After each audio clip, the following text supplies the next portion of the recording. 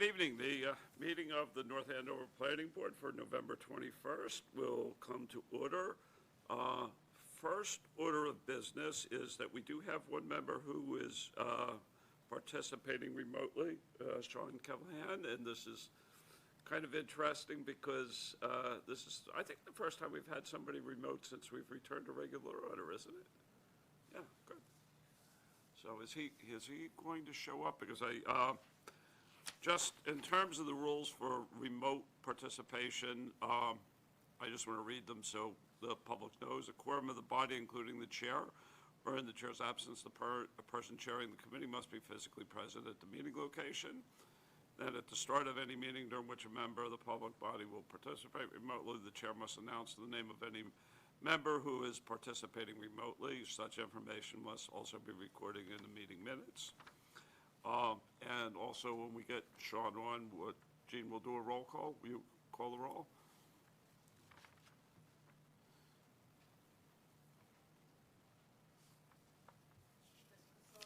Here. Here. Aye.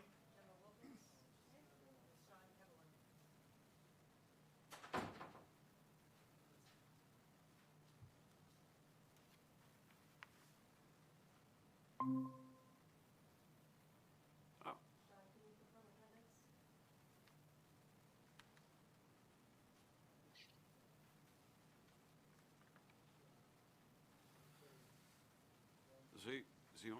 Is he? Yep, I hear you guys. Okay, good. You're here, right? Yep, I'm here. Good, excellent. And one other administrative point, I've been informed by an estimable counsel that we will roll call every vote here because we have a remote participant, so. Okay. So let's start at the top, this traffic monitoring report. Yep. Jean, you- So this is for 419, 435 Andover Street. As you recall, it was a permit that allowed for the construction of a Starbucks, a convenient MD, as well as Chase Bank. During the permitting process, concern was raised regarding Starbucks queuing operations. Jeffrey Dirk from Vanessa Associates is here to provide an overview of the conditioned drive-through traffic monitoring report. This is the first report. A second report was conditioned one year from now. Great.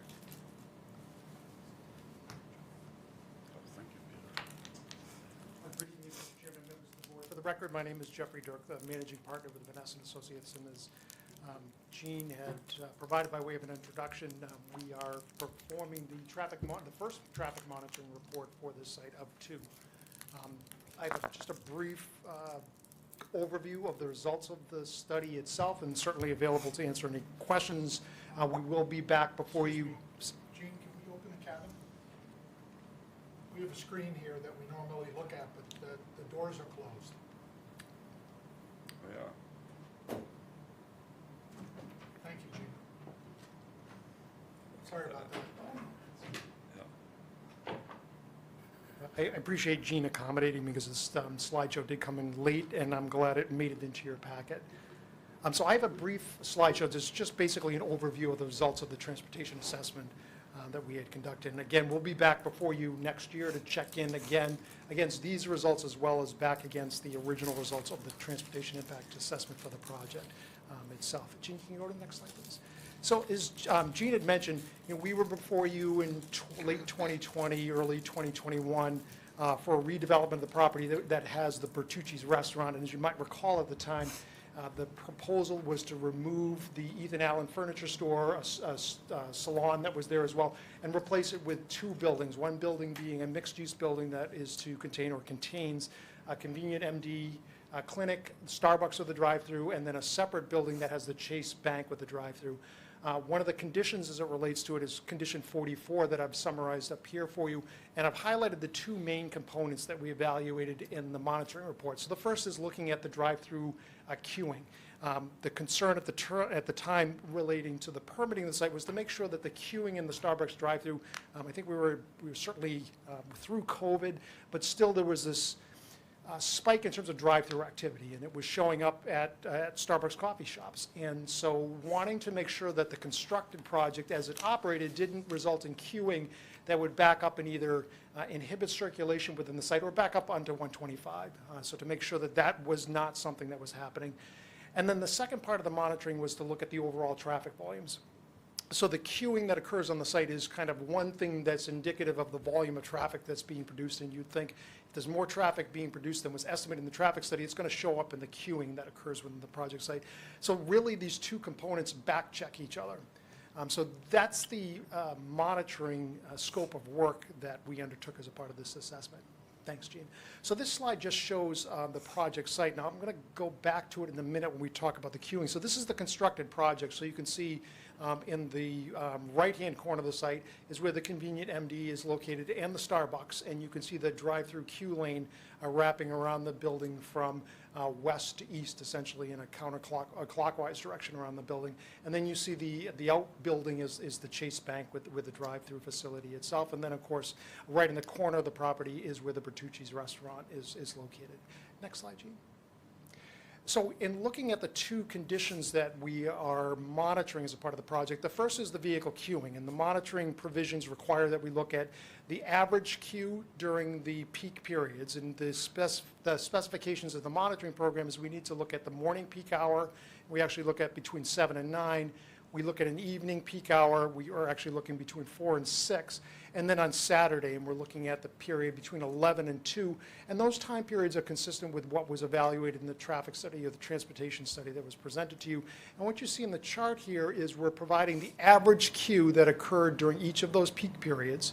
So morning peak period, evening peak period, and the Saturday midday peak period, and the maximum queue that was observed. And when we actually have people out there and they stand there for the 2-hour period in the morning and they record the extent of the queue that occurs during that time period. Same thing on the evening, same thing on the Saturday. We report the average, and then what's probably most important is the maximum. So what is the longest that queue gets to? And just for context, you can go back one slide, Gene, please. I'm sorry. As you're looking at the drive-through lane that's there, and okay, good. So as we look at here's where the pickup window is, and as we kind of look around the building itself, to the corner of the building here is 12 vehicles, as you look at it in context. You can stack about the 15 vehicles and get to this point here. And so you can see as we get beyond those 15 vehicles, you start to get to a point where it could potentially inhibit the movement of vehicles coming into the project site. The site is purposely designed with angle parking here and one-way circulation so that as you look here, so we have 12 vehicles stacked around the building in the image that's here. It still leaves enough room for someone to back out of this angled parking space and go around the building. So it's purposely made so that that drive-through lane adjacent to that parking can function when the queue extends even behind those parking spaces because it's sufficiently wide to allow that to take place. It only works because of the angled parking. If you had 90-degree parking, it wouldn't work.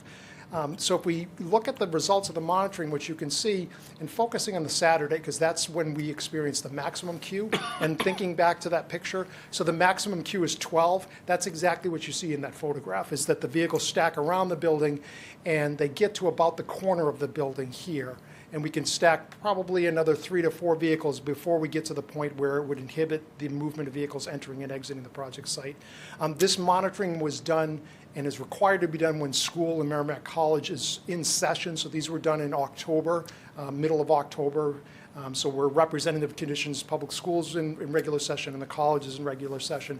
Traffic volumes in October, just for context, are about 7.5% above average conditions. So this is also not only schools in session, but the volumes and what we see as for activity on the roadway is in excess of what would be considered average conditions, which would be April, May, a June-ish type of condition, or in the fall would be about September conditions. So, yeah, go ahead, I'm sorry. Can you briefly explain how you calculate the average? So the average queue is really looking at over that 2-hour period in the morning, 2-hour in the evening, and the 3-hour period on the Saturday. It's basically what, if you plotted it, it's 50 percentile, essentially, is what we're looking at. The maximum would be considered the 95th percentile. And for the maximum, to have a count of 12, are there criteria? For example, there has to be, 12 for a 2-minute duration, or is it doesn't matter how much Correct. time? It's absolute. It's absolute. It's not how long it stays there, it's the maximum number of vehicles that are recorded in the lane. So Okay. that's what they're recording for us. Thank you.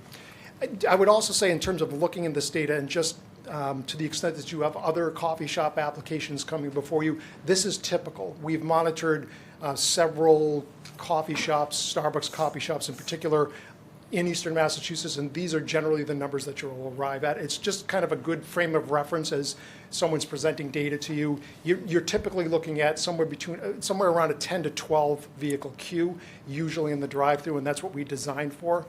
So this is pretty indicative of what we would expect for this type of a facility. Did you do any testing for, during that window when Merrimack and public schools are in session, did you test for a period of time where Starbucks was offering some type of special? No, and I'm not sure what they were offering during that time period. I'm sure it was getting close to the pumpkin spice period, so I'm not sure if if there was something like that. But I'm not exactly sure. I could check to see if there's anything on the corporate website to suggest that they might be offering some type of a special. Just wondering if Yeah. there's a peak condition that we should be aware of. I can get back to Jean on that and let her Thank you. follow up with you, just to know, and to see if there's anything else in terms of promotion-wise, because I know they just recently had I think it's the Red Mug Yeah. giveaway day, and I'm not sure how much that changes what their sales volume I mean, is. this maximum is important for us and I think most useful, but I think it would help us to know if there's, even if it's somewhat anomalous, only when there are these kind of effective specials. Right. But it would be good to know that. Yeah, I think because of their history of operating, they kind of know when they operate, if they have a special and for some reason it results in increased demand. Yep. The other piece of it that I might be able to find out for you is if they do anything special during that time period, because, if it was something that they know they're going to have increased demand, they may do something as it relates to the menu to try to speed up the way that it's being. Or the staffing. Or the staffing. So let me look at those two things for you. You mentioned that the maximum was the top 5%? It's typically what would occur 95% of the time within that time period. So basically, 95% of the time, the queue is going to be 12 or less. There may be 5% of the time when it might be more than that. But what we also asked them to do is to see, did it get back to the point where it started to block circulation within the site? And what they said is it did not. So the 12. Well, that was a little bit, Yeah. the point is that even the 10 under the maximum for the weekday peak was a little bit of an average. I mean, and I'm wondering, did it ever go at one point and spike? Was there ever a moment where there was 20? I think you said no.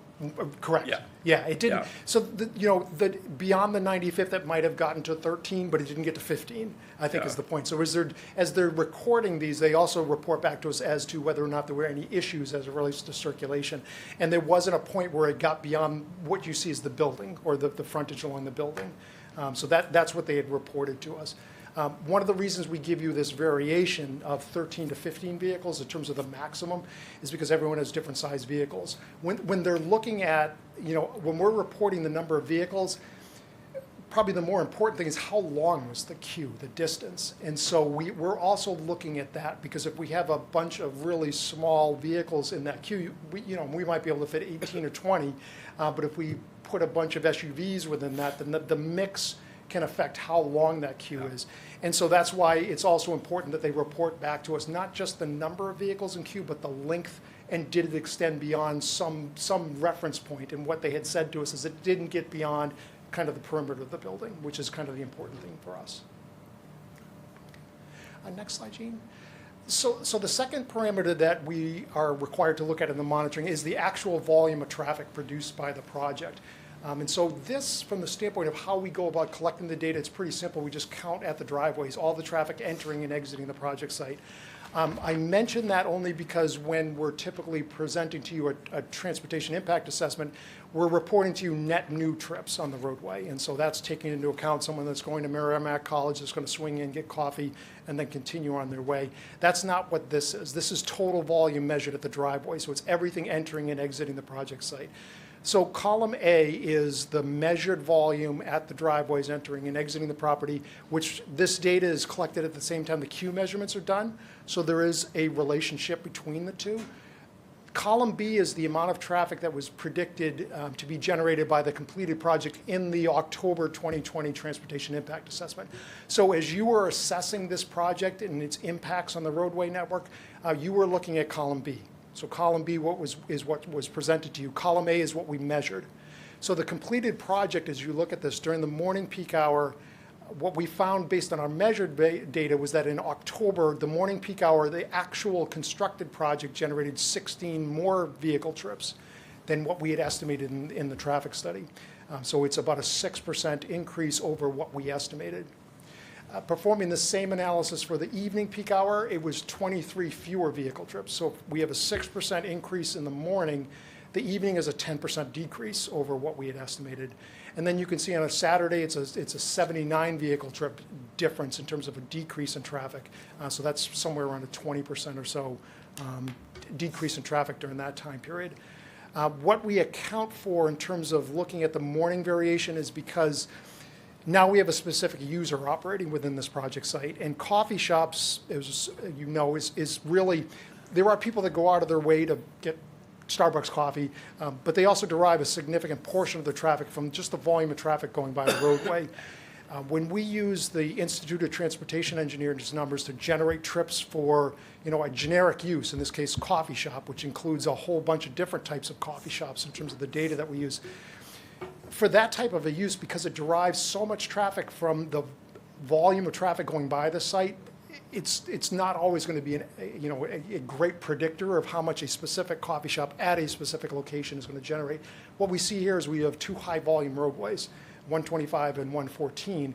So what this is saying to us is during the morning time period when the coffee shop is generating most of its traffic, it's deriving a little bit more traffic at this location than what the ITE data would suggest. And it is purely a function of the fact that we have high volumes going by the site and we're deriving a significant portion of the traffic from those roadways themselves. What's important though in looking at the 16 is to go back to the vehicle queuing, because really what the question is, because the majority of the 16 vehicle trips, it's derived from adjacent traffic stream, so it's really not impacting necessarily 114 and 125, but really the critical thing is how is it impacting the site, because now there's more traffic entering that site and needs to be processed internal than was estimated in the traffic study. And so we go back to the queuing analysis. And if you're looking at this from the morning time period, we have an average of 5, a maximum of 10, but even if you said it's 12, bless you, it still works within the site. And it's not something that those additional 16 vehicles are causing either a bottleneck or congestion that would translate into the need for improvements within the project site to allow for circulation to take place. That's why these two pieces are important in your monitoring, because it allows you to check on those two things. It allows you to say, are you exceeding the volumes? And then the queuing is kind of that back check. If you are exceeding the volumes, what's happening within the site? And is it causing a problem that impacts the public right of way? And so tying these two things together, you can see what the impact of those 16 vehicles are. And as you're looking at the queuing within the site, what you see is it's a modest increase in traffic as it relates to entering the project site or entering and exiting. However, it doesn't translate into a condition where it's actually causing an impedance of circulation within the site. And so last slide, Gene, please. So this last slide is just a summary of everything I presented to you. I won't go through each one of the items, but basically what it's saying is that we're generally in line with the estimates from the original traffic study. We're slightly over during the morning time period. However, when we look at the vehicle queuing, what it's saying is even during that time period, there's still sufficient capacity within the site to accommodate the queue without inhibiting the ability to enter the site, and certainly not to a point where it's causing backups onto either 125 or 114. And so, finally, we're going to go back and undertake this analysis in October of next year, which will be another 1 year, essentially. We've done this 1 year after occupancy, so now this last one would be the 2 year after occupancy check-in. And you'll follow up with those questions? I absolutely will, yes. I'll send Gene an email. Thank you. Yep, and I'll send an email tomorrow just to confirm what I'm going to validate so that you've got that, and then I'll check in with that as well. Any other questions? Good. Thank you. Thank you very Thank much. you, Mr. Anderson. Yeah. I think this is a good process, Gene. Yeah. I think, yeah. Yeah, ownership changed of this, so it took a little bit of time to just find out who the right contact was, but as soon as I did contact the owner, they jumped right on it, so. Yeah. So do we want to go in order? Or is there any Yeah, reason nope. to go out of order?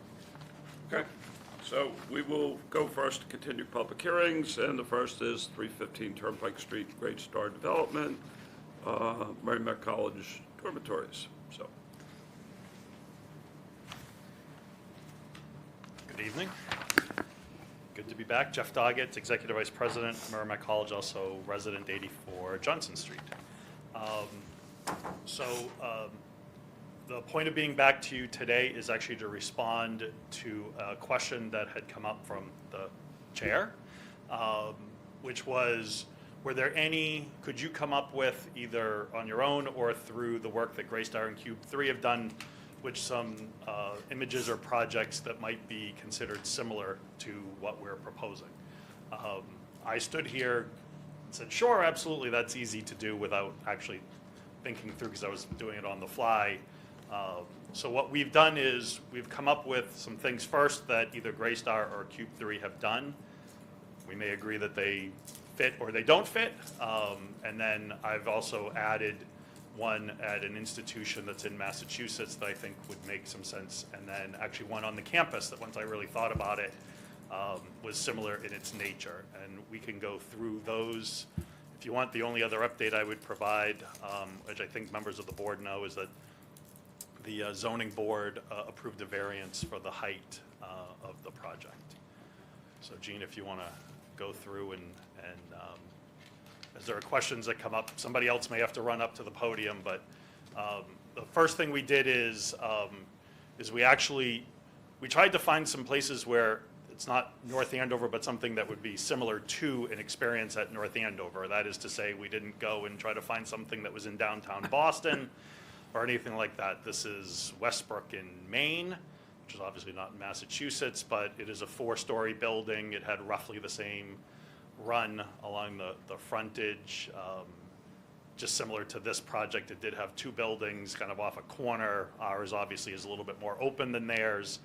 And the building that would be on the right side of the screen is closer to the sidewalk than our project. I think the one running along in front of on the left is from what we can tell equal. This has been an approved project, but it hasn't been built yet. That's why it's a computer-generated picture.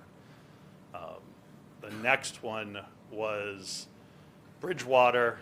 This was another 4-story building, again, that Cube 3 had done, so I don't claim that this is exactly the same as the project that we have.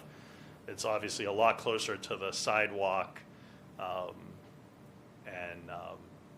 Again, just trying to respond to that, whether that fits or not. I think we just wanted to respond. Gene, you want to go to the next one? This is obviously a much larger facility than what we're talking about. It also sits further back. And our point of showing this wasn't to hit the mark on a 4-story building, but to point out that the obvious point is the further away we would go, the taller we would go, and the closer we get to the road, I think they would probably have figured out how to make that shorter. So this wasn't exactly us trying to say, this is the type of project that we wanted. This was trying to say, this is the type of project that you end up building the further away from the sidewalk you go. And then the last one from Cube 3 and Greystar was actually for Lehigh University, which we thought was somewhat similar, again, because it's 2 buildings with an opening. Just the opening is above where the Greystar words are. This one is very close to the sidewalk. On one side, it has a small setback. What we thought was close to, in terms of our project, was these 2 glass corners that kind of somewhat emerge from what we have proposed. And then the next one. Has some brick in that one, though. It does, I know. I know I opened ourselves up to that, John. I appreciate that. I appreciate you not missing that opportunity. The next 2 are actually from Tufts.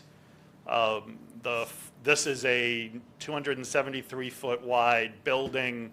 It's approximately 50 foot from the curb. It's obviously not the same as being in North Andover. You can see on the left-hand side, it is right in a community. The point that I wanted to get across here was, from the front door to the property line across the street is about 105 feet. And then the next one, if you go to the next slide, Gene, this is actually a building, it's roughly the same width. It's 25 feet from the curb. I picked this one because Boston Ave at that location is not dissimilar than Route 114, just in terms of the number of lanes and the car and traffic. And then the last one that I offer is actually at the school that we all know and love, Merrimack College.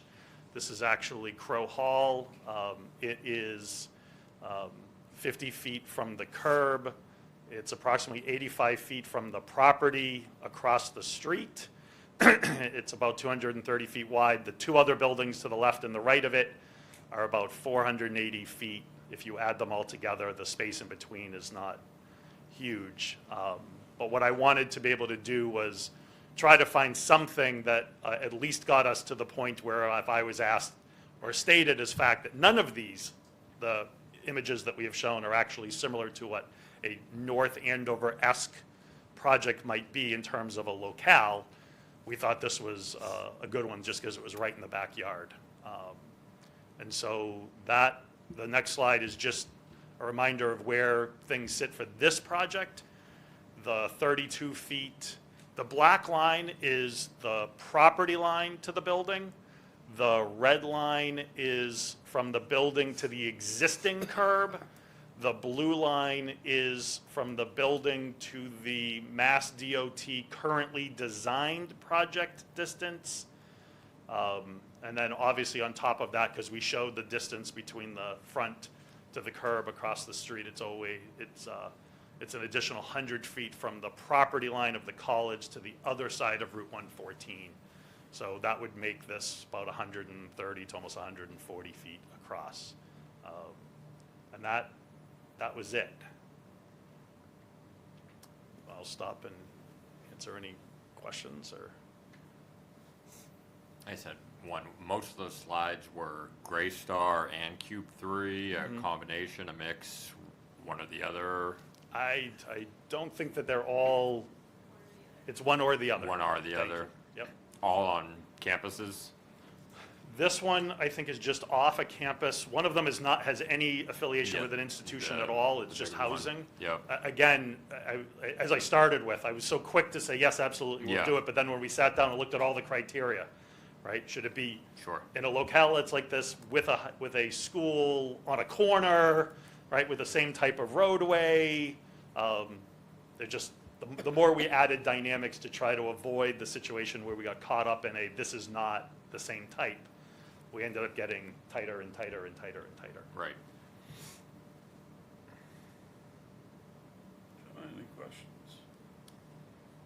So I don't have any questions specifically about this, but I was just looking at the plans you submitted. Was there any changes to the plan since the beginning plans that we looked at, or? You mean in terms of the design? Or Yeah, in the terms of actual why there plan. was a site plan change? The actual plan set itself. I'm not sure I know what you're asking for, So- so can you help me, Jean? Yeah, I think I can speak to that. So I think John referenced it in a letter to the zoning board regarding frontage on Turnpike Street. So I just wanted to clarify, and I asked for clarification, I can bring it up, but to show the setbacks. And so the frontage of the lot is actually on Andover Street. And when you have frontage on a corner lot, the side setback has to be equal to the front setback. And so that's why the side setback from Turnpike Street was showing 30 feet, because the front setback is 30 feet. So typically in R3, the side setback would only be 20 feet, but 30 feet's required because it's a corner lot. The only exception to that is in residential 4, which I won't get into because this is residential 3. So the frontage is Andover Street, the side setbacks are from Turnpike and from Rock Ridge Road, and the rear setback doesn't even apply because it's just hundreds of feet away. Right, the setbacks technically moot under our bylaw, I mean, Under- because it's Under it's Dover. Yeah, Yeah, so under Dover, I mean, Yeah. it's, yeah. okay. Good. Is there anything else you want to bring up, Jane? No, I don't think so. I think this was the outstanding item. Certainly, the height waiver was granted. The The staff report again includes the 8 reasonable regulations that can be, requested, assuming they can comply. But that's all. Peter, you had a question? Yeah, I did want to talk a little bit about the potential impact of this proposal on the driveway openings in relation to traffic on the adjacent Elm Street and Andover Street, which comes under number 2 of the limited review.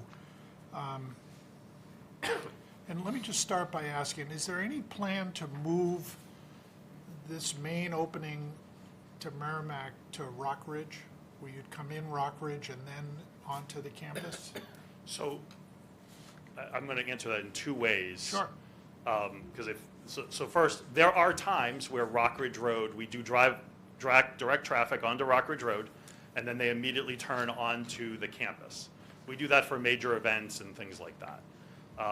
We don't have any plan to immediately change any of that formally. We think the gate actually makes sense where it is. That's number 1. Number 2 is, and I mentioned this at a prior meeting when traffic came up, right now, the Mass DOT plan calls for where the crosswalk currently is that will become a intersection, which will mean that some of the traffic that used to go from Middleton up towards the intersection where Bertucci's is to take a left to then come into the gate will turn at that intersection directly onto the campus. So there'll be a second entrance. Correct. So now, where exactly will that be? So you know where the crosswalk is right now? On 114. On 114, right? So The funky blinking. Oh, the blinking. the blinking, right? the So blinking. one of the things that came out of the Royal Crest project was Mass DOT adjusting to what is 114 in the future, right? And I think we all may recall that one of the questions that had come up during that project was, if the project doesn't happen, will the Mass DOT design change? The answer to that question at the time was no. The question as of answered question right now is no. In between then and now, they had attempted to evolve it, I'll just say, but as of right now, the last time I saw it, the blinking crosswalk will become a formal intersection, and then the college will then open up a curb cut on that side. And that will relieve traffic going to that intersection, which will then relieve traffic going into Right. that gate. So the other part of my question is, I would think that with, this many residences put in this corner of the campus, we can anticipate more back and forth traffic in and out to get to those dorms, food deliveries, visits, whatever.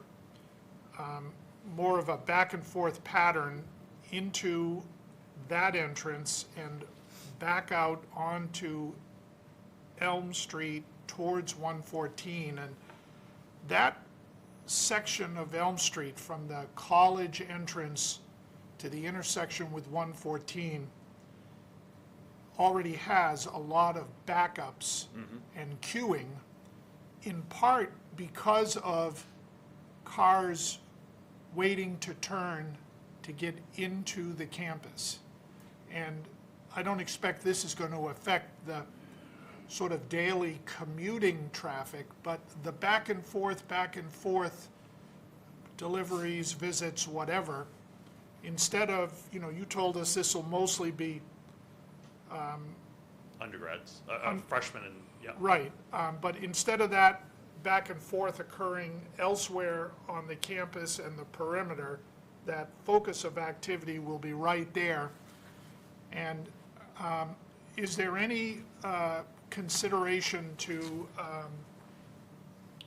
as part of the development, providing whatever assistance to have an additional lane between the college entrance and the intersection with 114 to help with that queuing? on either side. Yeah, so, let me just say first, I'm just kind of spitballing here, right? Yep. Anyone who's ordering something, that's a current student that's ordering something from an Andover side to get a food delivery, we'll just say, as an example, right? And they're going at Royal Crest, which is ultimately what we're kind of switching, human beings around on, right? They're going to go through that intersection anyways, whether they go onto the campus or not. The question about an additional, what I'll call turn lane into that area, has been explored by Mass DOT. We have had a conversation with them. I think, and I can't speak for them, but Gene, while you have this up, it might be easier just to show. If you could just scroll just a little bit more, right here is good. On I'll call the left side of Andover Street, the bank, or what used to be a bank, right, in 451, which is the office building on this corner. So that's actually not ground, right? You turn onto that, right? It's actually the parking lot is lower than the street itself. So that's not going to get a lane added to move everything one over because there's just a topography issue. Then the second issue was, as I recall, was if in fact you tried to build that secondary lane, right?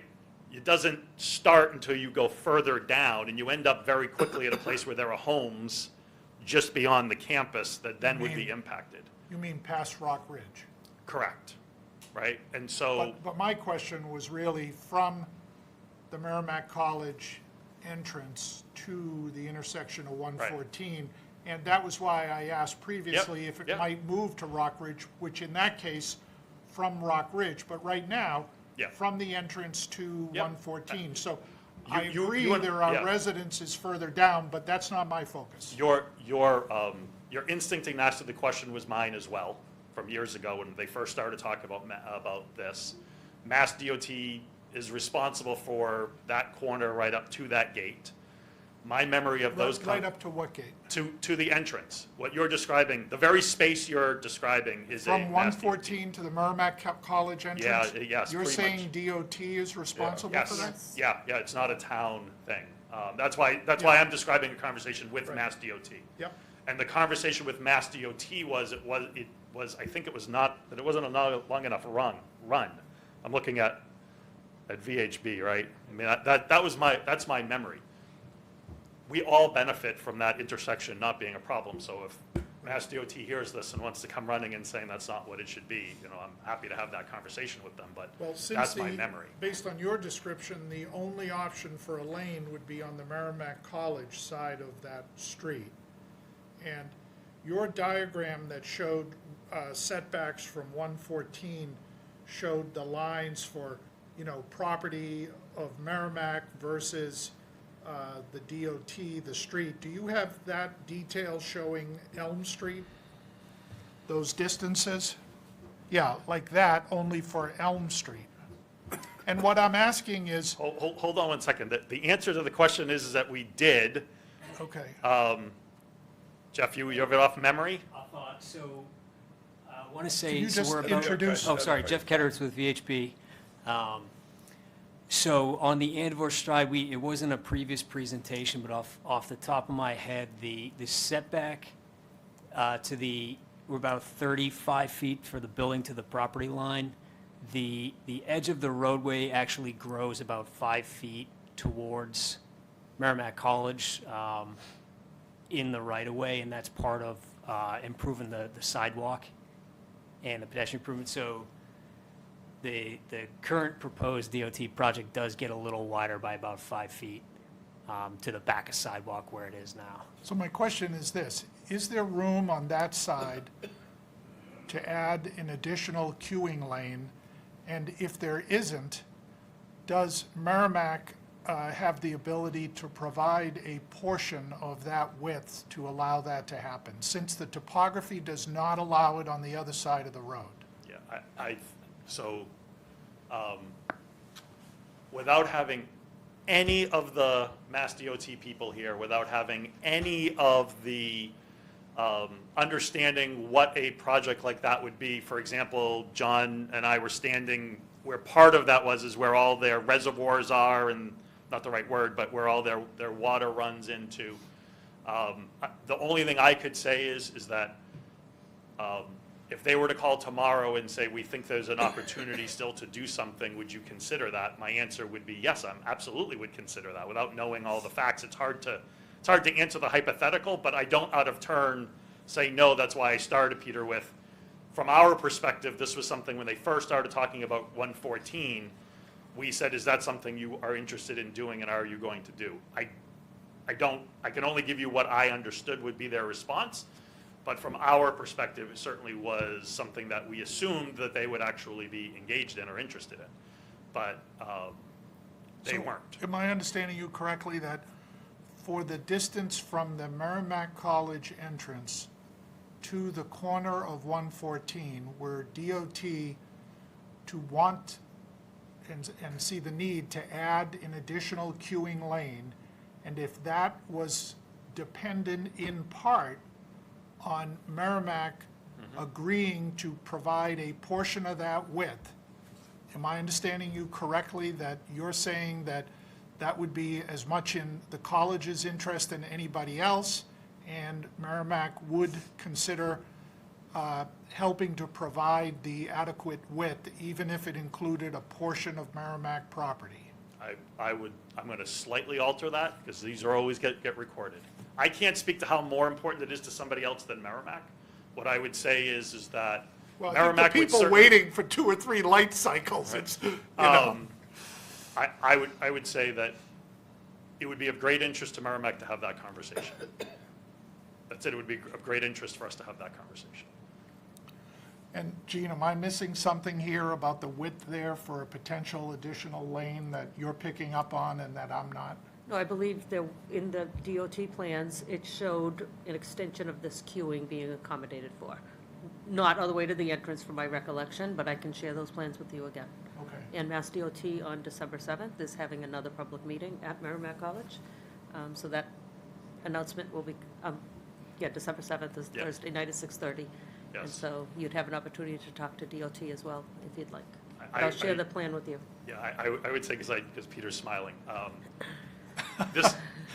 Based on the number of conversations about 114 that occurred during the Royal Crest process, and the strong sense from both the college and this board that the plan wouldn't be altered as a result of the town meeting vote on Royal Crest, we have played a heightened interest in the project to make sure that that is ultimately what happens. Because as with all projects, they evolve and adjust, and we wanted to make sure that what was said publicly was going to remain. So yes, we do host these meetings, and we invite the Andover people who didn't understand what was going on. As a result of this process, right, they're now going to be more involved and understand, because they're the ones that also get caught in this mess. So I'm not trying to parse, I'm simply trying to be as accurate as I can. I think that the more that queuing could be reduced, the better. And am I missing something yet again that you perceive that I would ask about if I knew as much as you did about this question of that queuing lane on the Merrimack College side? From a spatial standpoint, at least, I haven't looked at it personally. My gut would be, it would require some of Merrimack College property to expand that lane, but to be honest, I haven't looked at that in detail. It's something we would If we- have to. I'm sorry. Is there a way to wrap some of this into our decision? Is that what you're ultimately Well, going? I'm going to ask that, yeah. Yeah, okay, yeah. I'm just trying to think, because there's a level of uncertainty Correct. about it. And but, by the way, I appreciate, Jeff, your response and everybody else. I mean, I can see people are responsive. I think you make a very good point as to the interest from the college in this. It's your access and exit, so of course you would be. But Yeah. I am appreciative of that. So okay. what I'm wondering is if there's some way to wrap it in, which is, in a collaborative manner. Yeah.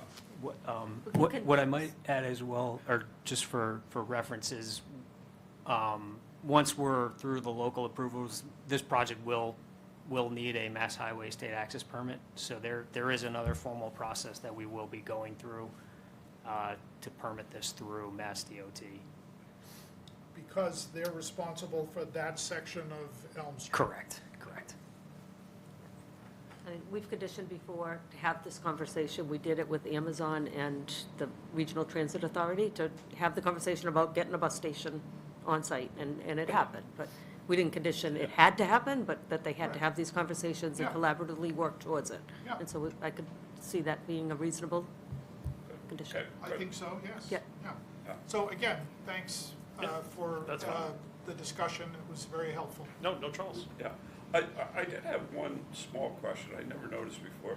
If you go to the top left-hand where it goes down to the corner, can you, or is it another one? I just wanted to zone in on, no, the other way. Maybe it's not listed there. Oh, yeah, at the corner there. Are you going to do, I mean, there's going to be probably more foot traffic out into the street. And it just didn't occur to me until now that, how are you going to manage that? Are you going to do any changes to that island, or is that going to stay the same? The Yeah. Crosswalks, those sorts of So things? as part of the Mass DOT project, Gene, can you switch back to the presentation from tonight? Because I think it might have the updated, go all the way down to the last slide. Setback graphic there. This is the new design as currently depicted by Mass DOT. So what it's doing is, Jeff, right? Yeah, I could speak. Go ahead. So there are, the main improvement is obviously along Route 114 where you see the darker gray line. That's a new shared use path about 10 feet wide that widens it, but it does carry around the corner. So the DOT project does include reconstruction of the crossings, the signal upgrades, and curb ramps onto the college side. What our current plans show is tying into the existing piece, but certainly something as part of the DOT project, and it's probably a matter of timing.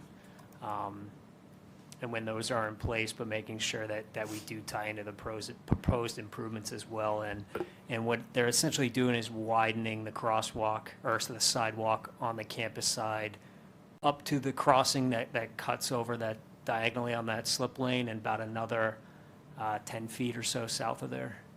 Jeff, correct me if I'm wrong. Can you just spend, I know it's not our project, but on the other side of 114 heading towards CVS, right? First of all, that crosswalk that goes across 114 does not currently exist, correct? It does on the other side, right? But it's not, right? So from the triangular island that the chair was just referring to, there is now a crosswalk that goes across. And if you recall, if you were to drive on 114 from Middleton towards CVS or towards Bertucci's right now, there's actually a turn lane that is outside the lights. And in this design that Mass DOT has put together, that goes away and everything stops. Right? And within that, I think there's a little island on the other side, and that's gone. So there is a lot of movement there. So your question was specific to the island, but the island's evolving as a result of everything else. Fair enough. I just wanted to see if it Yep. was addressed comprehensively. Yep. It looks like it is, so, okay. Gene, by the way, the one other thought I had, partly related to what Peter said and partly our prior conversation about the other thing, is that any decision we have here ought to have some look-back period with the traffic and so forth, and if there's something we miss, we can catch. I'm curious, this might be a little bit too granular, but do you know if Mass DOT has any kind of planting plan for street trees? That is, I don't know that. I've been in a room where it's been discussed, but I don't know where in their plan they have that or don't. So I'm sorry, I can't answer that one. Yeah, that's sorry, I fine. couldn't speak to that either. Yeah, I think I just want to bring up one more time, I think we mentioned it at the very first meeting, just, in my opinion, best practice is that, a lot of that shading for pedestrians is actually located on, their residential property, because it's better for visibility for cars. It tends to be better for the trees themselves. So I'd love to just make sure that the actual planting plan that you've included, really pays attention to the trees providing shading for that shared use path. And maybe, think about also increasing the number of trees along there. It could also help with some of the visual piece. People have different opinions about architecture, but most people like the look of trees. So I would just ask to, pay a little bit of attention to that with respect to the quality of, the pedestrian experience Is there along something that. Noted. we can put in the decision addressing that? They have a planting plan, so you want to But that's condition adding very- to I it? mean, we always have provisions and if stuff dies or we don't think it's enough or whatever. I don't know, I don't remember, but Yeah, prior to- whatever we should have should be very Yeah. robust, right? So Just- typically, prior to a CO, we visit the site, and if additional screening is necessary, usually it falls under a screening provision. I think this point, correct me if I'm wrong, is both how robust is the screening, but also the location of it, correct? Yeah, that it would actually provide a shading amenity for the folks utilizing that shared use path. So the location of the trees would be such that they would provide shade for the path. Is that, I don't think that's the right wording, but is that something that we can reflect? I'll certainly draft something, Peter, and then it'll be for your review and approval. So I'll draft it. Well, the only reason I'm suggesting, I think you articulate this better than I do, but it's the second time we've raised it verbally, and so I'm hoping there's a way that the concern is, on the record rather than just the Yeah, verbal I'll comments. draft it. I've heard Okay. it. I understand what she's saying. I need to review the landscape plan and then craft something. Okay. I think it's more important that you review it than me, but I'm happy to. Yeah, you can be our expert on landscaping plans, but I don't know about that, but Yeah. I like trees. okay. Gene, anything else? Nope, so as you know, they continued to tonight's meeting with a extension on the time deadline to December 15th. So the next meeting is December 5th. And based on what we've heard tonight, I would anticipate drafting a decision for that meeting. Yeah, I think that makes sense. Okay. Okay. And It'll be a little different. This will be the first Dover decision, so I have to think about it, and this will be the first one I do, and I certainly have samples from Concord and Andover and other Dover communities. And so it may look a little different, but I'll incorporate everything I've heard. Yeah, great. Good. Thank you. All right.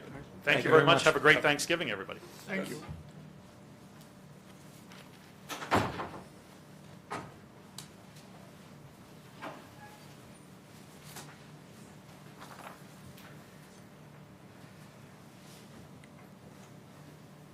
They're incurring a lot of cost, a lot of consultant cost. I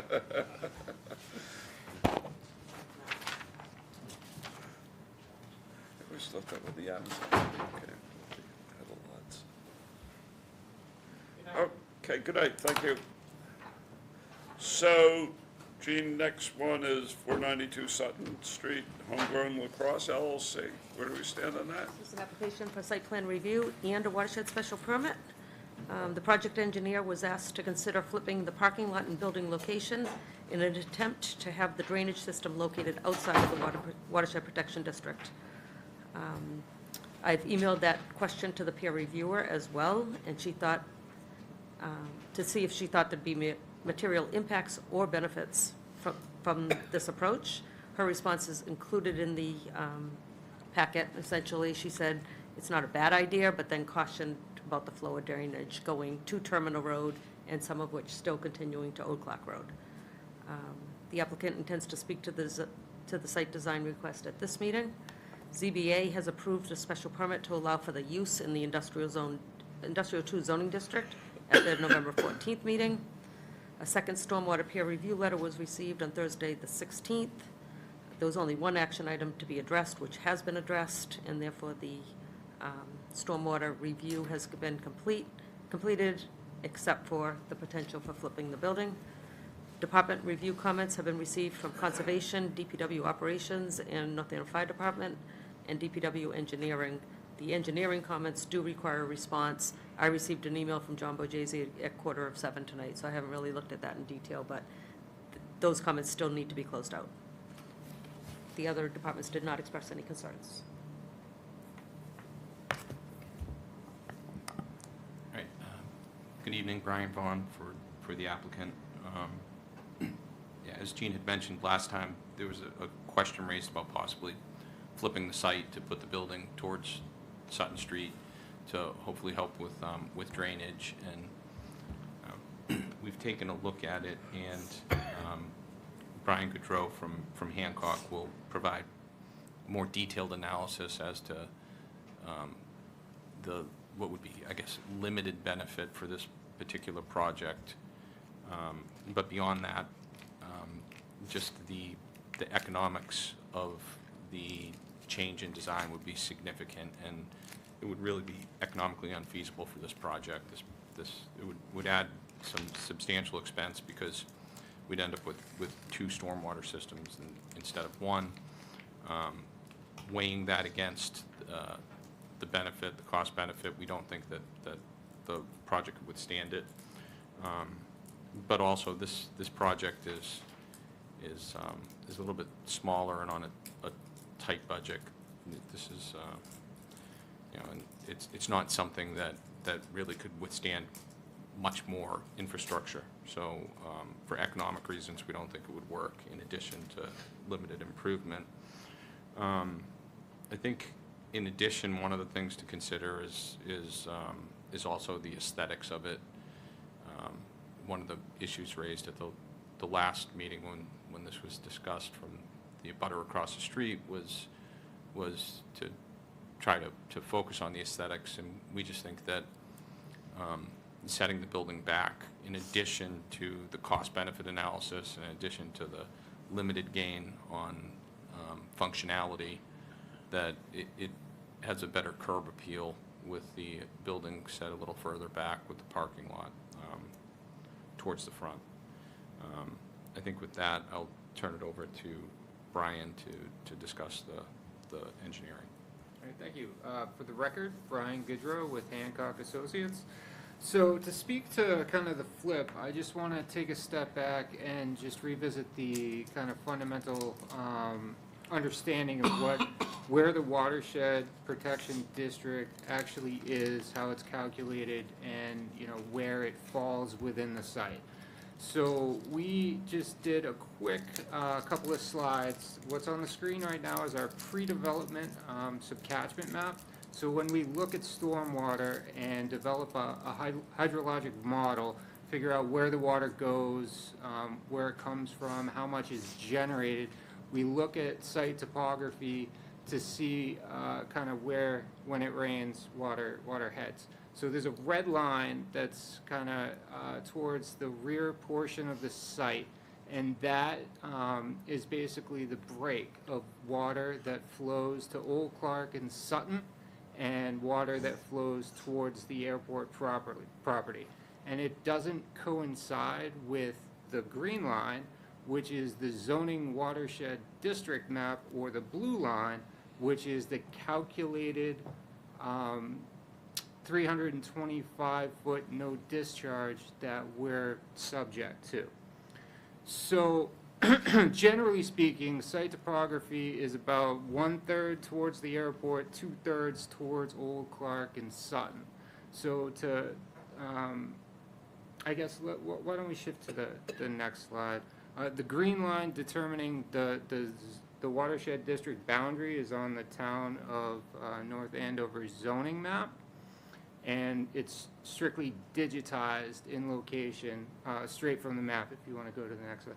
The next slide is just kind of a blow up of the site. So the red is our site, the blue with the striping is that watershed district boundary. Now, it somewhat coincides with the fact that the property is within the district, but it doesn't coincide with what is actually within the jurisdiction of the bylaw. So that would be the blue line. And just to revisit how it's calculated two separate ways, lots before 1994, lots after 1994. The airport is a lot before 1994, so a 325 no discharge zone is applicable. And then it's further calculated two ways. One is the mean annual high water mark to Lake Cochichewick, and the other way is BVW, or the wetlands surrounding the lake. Now, the mean annual high water mark does not broadcast this 325-foot buffer. However, the wetlands do. So the blue line is actually the jurisdictional line of the watershed district, which barely nicks the property. So I believe the concern at the previous hearing was having stormwater located within the watershed district boundary, and if there's a potential just to move it or flip it out. Generally speaking, the stormwater management is not within that 325. The only piece of the stormwater management system that is the pipe that is being proposed to connect the site to existing drainage in Old Clark Road. So, when we looked at the flip, and when Janet Bernardo with Horsley Witten kind of floated the idea that it wouldn't be terrible, or it would be doable, if you will, to flip the site, she had mentioned that it would potentially require a second stormwater management system. And if you look at how the site and the pre-development subcatchment map, that first slide, the red line, delineates with 2/3 of the site going towards Old Clark and Sutton, and 1/3 of the site going to the airport, we're challenged, or we're required to develop a stormwater system that mimics existing conditions for both rates and volume. So how fast water leaves the site and how much water leaves the site. And we do that by looking at all the analysis points, one being the airport and the other being Old Clark and Sutton. So if we put the majority of the stormwater management system on the airport portion and discharge in that direction, we have to now discharge at a rate that is at or lower than what happens with 1/3 of the site versus the entirety of it. So that alone is going to require a much larger system, because we have to retain and infiltrate a larger volume of water. The other option that Janet had kind of floated was the idea of two systems. Maybe the parking lot just discharges to the airport, maybe the roof goes into Old Clark and Sutton. Well, now we're introducing a second stormwater management system, which, as Brian spoke to, is a rather large cost. So we feel that the current design, given the fact that the 325 no discharge zone barely clips the site, the stormwater management system itself is not located within it, and we're mirroring that existing drainage pattern with both rates and volumes with the proposed pipe to Old Clark, is going to be the most economic and best configuration. The other piece of kind of the conversation that Gene had spoke to was the town engineer had a few comments. One of his comments, he had three. One of his comments was understanding exactly where the drainage went for the Old Clark and Sutton Road catch basins, closed drainage network. And I had a conversation with him today, and we basically came to the consensus that all of the roadway drainage discharges across 125. So there's multiple outlets kind of in the edge of the roadway that discharge into the wetlands. And he did not express any concern with the plan that we have proposed right now, just that we more clearly describe that aspect of it, where we're proposing a new pipe into Old Clark and then describe further what happens. So our calculations prove that we're not introducing additional flow rate or volume into the town system, but then where that water goes, and that water discharges across 129. The other two comments, just to touch. 125. 125, I apologize. And the other two comments, one was related to the flip, which we kind of spoke about, and then the third one being operation and maintenance. He had put a request in there that we specifically have his language of allowing the town to request receipts and proof of ongoing maintenance. And we would be fine with that as a condition within the decision if we make it to that point. And we'll certainly update the operation and maintenance plan to reflect that as well. And with that, I don't know, Brian, do you have? No, I mean, I think I would just reiterate that we think it was a fair suggestion, a good suggestion. We've looked at it and just don't think it will work financially for this particular Well, let me project. just say, since I think I raised this, I don't want to cause a financial burden that impacts the project. The comments I heard at the last meeting was, this sounds like a great project. I think people support it. I do as well. But like you say, I think it was a question that I needed to ask. Can I just ask, when the design was first being done, was there any consideration? I mean, because I understand the cost here in part would be, oh geez, we got to change everything. If you set the clock back to the initial design, was there any thought of doing it in the other direction? Or what was the thinking that put it in this orientation? Can you shed any light on that? So when we evaluate a project for compliance with stormwater management standards, we look at how the site currently sits. So with 2/3 of the site going towards Old Clark and Sutton right now, we know that that's going to be a point of discharge for us because we need to mirror the existing drainage patterns that are out there right now. So it was the drainage patterns that drove the orientation in the initial design? Was one of them, and I believe that Brian had kind of laid out and suggested that the site be laid out like this with a parking lot. I believe at the original TRC meeting, we had some changes to curb cuts and whatnot, but generally speaking, the building was oriented in this way. Right. And then, Just one last comment. I've heard, I think, 3 different interpretations of what Janet said, and I'm looking at it now. And just to be clear, sounds like a good suggestion to me. So it wasn't, yes, maybe, kind of, that's what our reviewer said. But, good point, financial burden, I have no interest in causing that. So thank you for addressing the question, and I appreciate you addressing it. And I'm good. But Jane, anything more? The only thing is to close out the town engineer's comments, so if we can respond to that, update the O&M plan, and I can draft a decision for the next meeting. Next time, okay, good. Thank you.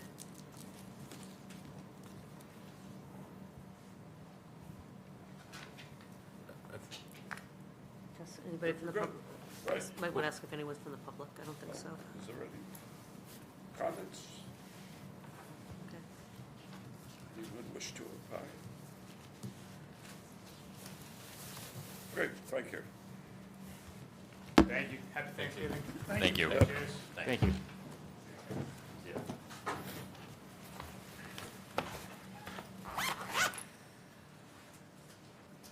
was interesting to see which people were showing up at which hearing. Okay. Get on to the important stuff now. We have a new public hearing on 73 Johnson Street, application for a watershed special permit. Yes, so again, special permit for watershed for construction of an addition. It's a rather small addition located to the rear of the house. It's approximately 260 square feet.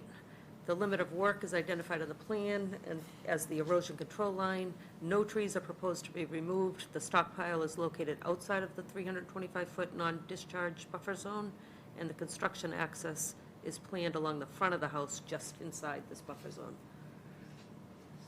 Jack Sullivan is here as the project engineer. Yep. Stormwater review was closed out today. There were just minor changes to the plan set. Jack addressed them yesterday. I have drafted a decision for your consideration if you're satisfied with Jack's presentation tonight. And can you orient us to the map here and the watershed lines relative to the project? Yeah, and I should just state that, so the house is located right at the corner of Sutton Hill Road and Johnson Street, so it's on the corner. Right. So, Jack, do you want Is to? that where that giant tree came down? Yep, Okay, I know it. So that's why we don't have to remove any trees for this. right. Across the street, one came down, but for the record, my name's Jack Sullivan. I'm owner of the Sullivan Engineering Group. I think Gene hit on everything. This lot was created in 1948. The majority of this lot falls within the 325 non-discharge zone.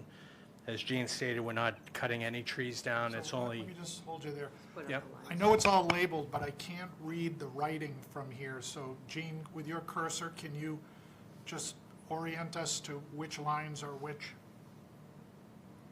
For the watershed? Yeah, for the-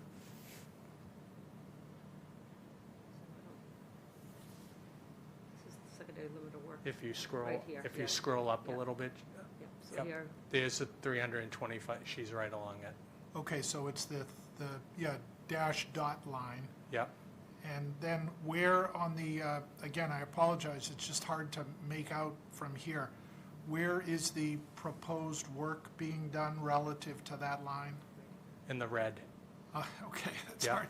I'm glad you told me it was red. 'cause Oh, yeah, I know. It's hard to see that It's that's probably hard to red. see, so, yeah, Yeah. it's to the rear of the existing house at, 13.08 by 20.83. Okay, now could you repeat what you were saying about, narratively about the relation to the watershed zones? Yep, so the majority of the site falls within the 325-foot non-discharge zone. The 100-foot non-disturbance zone is off this property. We tried to keep the construction access route on the existing driveway and then around the front yard, so it's the furthest point from, there's a pond off-site that, from the pond. Right. And where is north on this map? North is facing, yep, right there, Oh, facing. jeez. Yep, Okay. yep. Did you do this on purpose? I did. So, Well, I wanted to orientate Johnson Street on the bottom of the page. But, so we show a construction access route around the front of the house. There was a comment made by the peer review that we should show a secondary limit of work. So that's why you see that smaller dash line there for the access route to the back of the property. got it. No trees are to be cut, and there's only transitional site grading from the addition, very limited site grading. Can you zoom out on this, Gene, please? Okay, so there's Johnson. Yep. And can you direct Gene with the cursor to where the pond is? want me to bring it up on the map? It's in the upper left. Doesn't show on the plan, though. Okay, it's not showing, okay. I can That's show- all right. If you want to look at, No, It no, it yeah, is yeah. shown, it's off to the left. Okay, that's fine, that's fine. Go, Yeah, go, there it is. Oh, That okay, heavy yeah. line's the limit of the pond. aha, got it. Okay, and scroll so I can this see and this is- Johnson. This is the 100. Yep, that's a 100-foot boundary from the pond, and there's Johnson. Got it. So you got can it. see the 100-foot is totally off the Yes, site. got it, okay. I was just trying to visually reference the narrative zones that you were giving us, so this is very helpful. So Yeah. this is this the pond that is connected to the stream that flows through Ridgewood and then to the lake? I believe it is. Okay, Yeah. got it. That's, by the way, part of the sensitivity here. It's not just the watershed zone, it's that proximity to a stream that goes into the lake. And, you know, that's like being connected to the express lane into the lake if it's near a stream. And Yeah. and So this is. So we're proposing roof drains from this addition. I designed an infiltration system that it'll store the entire 100-year storm event, an 8.6-inch rain event. But we are providing overflows from the gutter if there's a storm that exceeds a 100-year storm. Great. And as Gene said, it was all peer-reviewed. Some minor comments came back. I made the changes, and I think it's pretty straightforward. So thank you.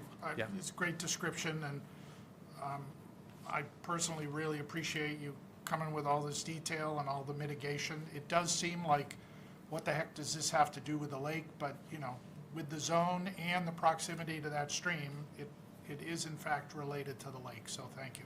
Yep. Chris? Questions? No, yeah, the addition is roughly, hard to see, but 20 by 30? Is that 13 by 21. 13 by 20, okay. Roughly. In the back of the house? Yep.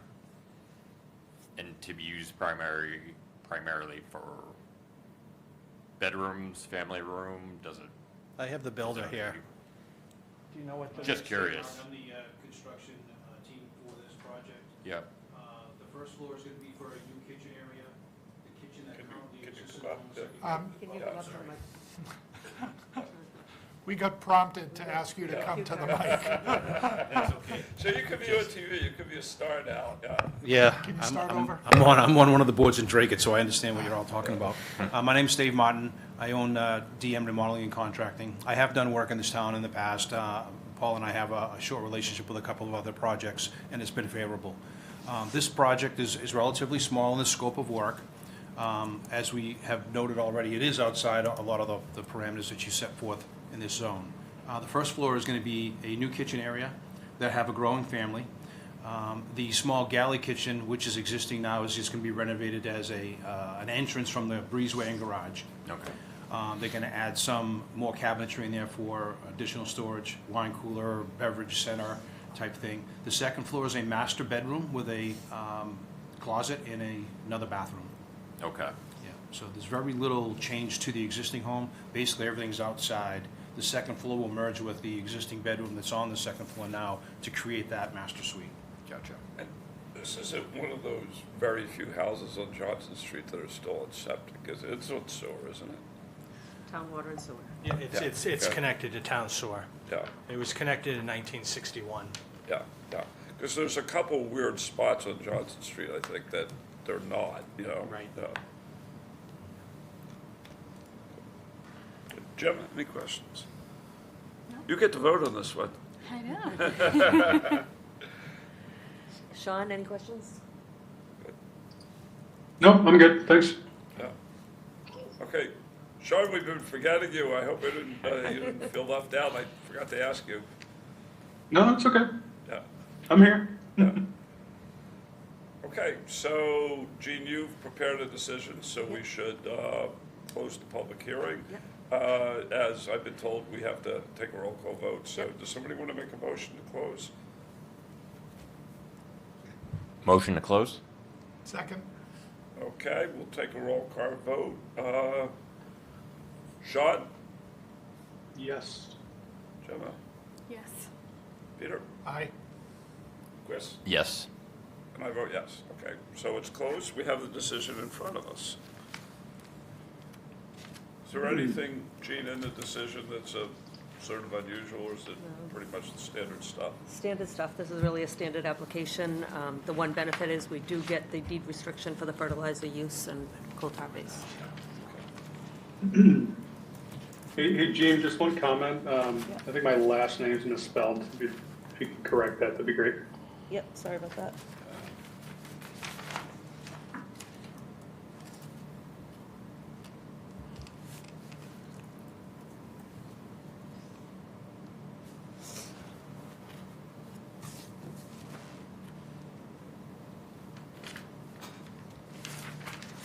Is the owner here? Yes. Oh, thank you. Any comments, or, no, I guess it's too late. No, Too late. no harm, no foul at this point. Yeah.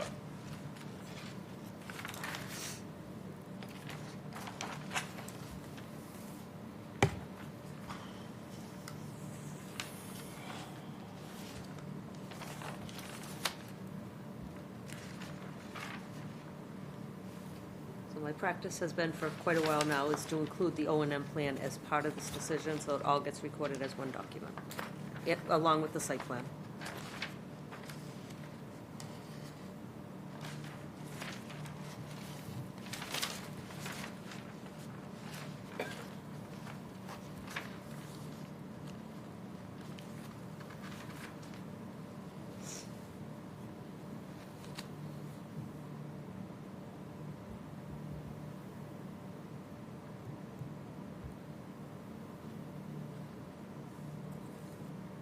So technically, Chris is eligible to vote tonight?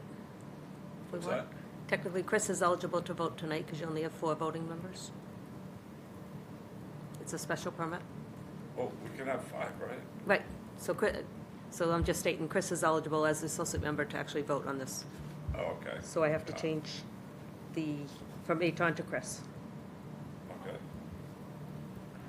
And I'm just noting that you've got the fertilizer restrictions in here, which is good to see.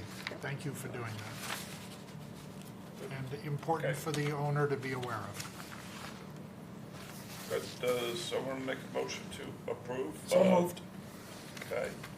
Is there a Second? Okay, let's vote. Sean? Yes. Gemma? Yes. Peter? Aye. Chris? Yes. And I vote yes, so unanimous vote. So, good job. Thank you, everyone. Thanks. Thank you. Good stuff. Thank you, Mr. Chairman. I must say that Gina's helped us quite a bit with this process, because it's the first time I've come across this. I've had my building license for 40 years, and it's the first time I've had to deal with this. So she's a very helpful tool for us to navigate. Thank you. It's great to Thank hear. you. Thanks. Thank you. Great. Send a note to the town manager. Just so you know, file it in the clerk tomorrow, and that 20-day appeal period begins. So touch base with me between that. Okay, thank you. Good luck. Good, good luck. Have a good night. Have a good Thanksgiving. Yep. Yeah, you too. Thanks. Okay, Gene, the MBTA Yep. draft. So this isn't necessarily for discussion tonight, I just wanted to give you an update. The staff report kind of lays out the basis for it, which should look familiar. A lot of the basis is the Osgood zoning, which is a plan review, as well as what we had drafted for the Rural Crest redevelopment as a plan review. Can you remind me of the time frame that the Osgood was done? 2007 is when it was adopted as a 40R, so it's a 40R zoning And district. so that you're saying this is based in part on what was done there? In part because the 40R required a plan review as opposed to site plan review Okay. by special permit. So Now- I was not as clear on why we were also basing it on Royal Crest, because that was not approved. It was not approved, but it was also a plan review methodology, that's all. It's just, Aha. Okay, so I would, if that is going to be referenced anywhere, I would prefer that it be referenced with the language you just used.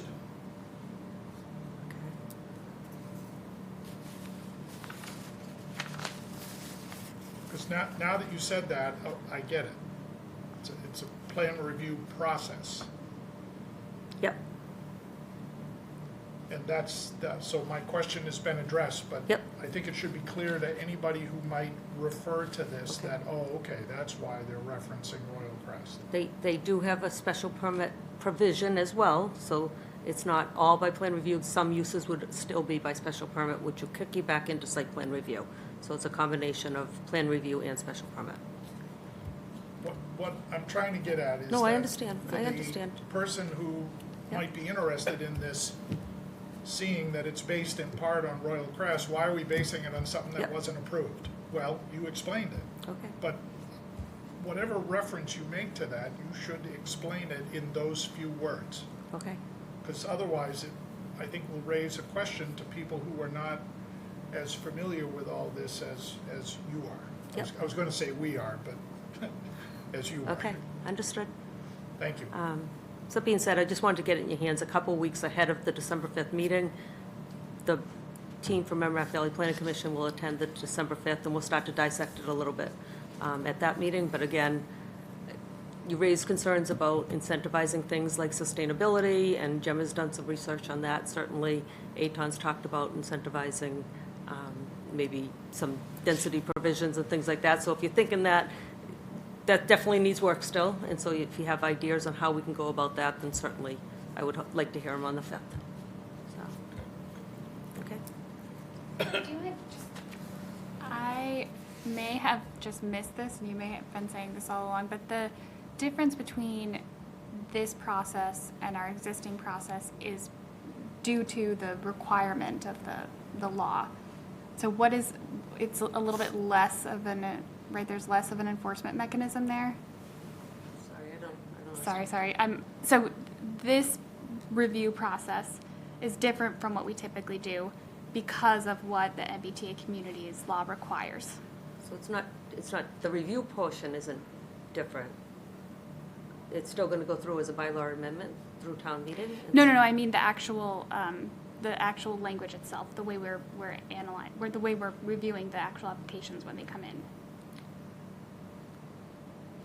I mean, I think it's a little bit, you know, the state law, the intent of the state law was that you have to have a fairly large density multifamily district by right. By right, that's the thing, it's multifamily. And we don't have it by right, we have it for the most part by special permit, so we have to allow it by right.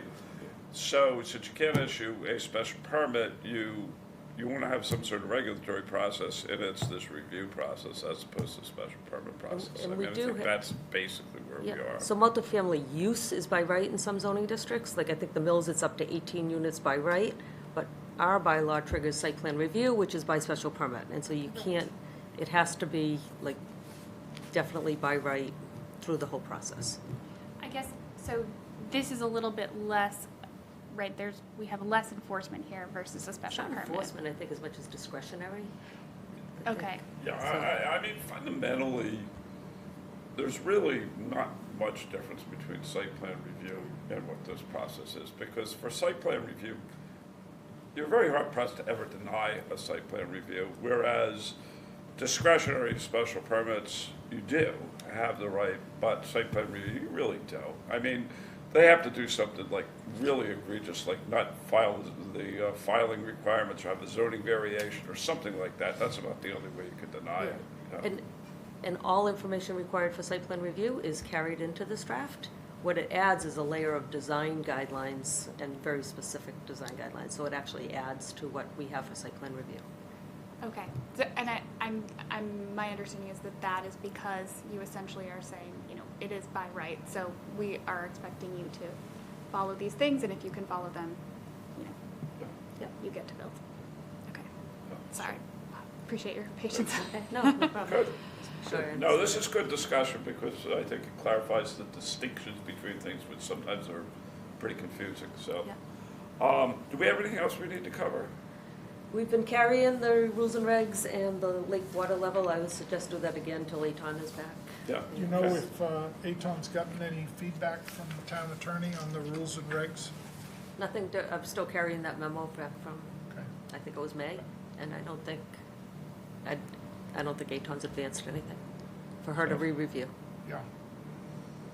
Does somebody want to make a motion to approve the November 7th minutes? I so moved.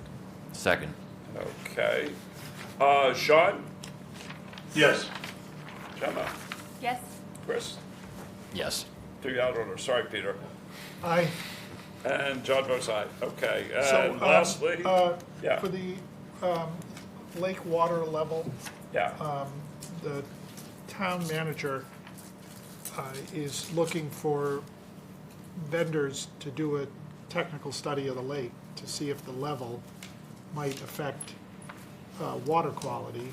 And I